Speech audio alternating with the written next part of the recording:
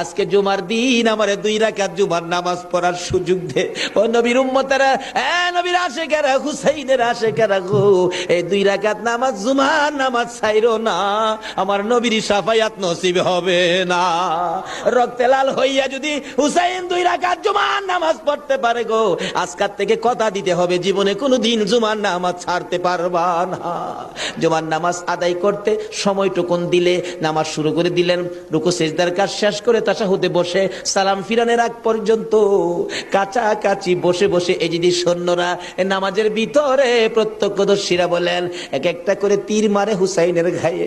ডান দিক দিয়ে যদি তীরটা মারতো, বাম দিক দিয়ে বেরিয়ে যাইতো, সামনে দিয়া মারলে পিছন দিয়া বেরিয়ে যায়, এই কিসিমের তীর গো।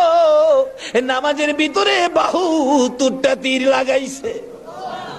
হুসাইন সালামটা ফিরাইয়া নানা গো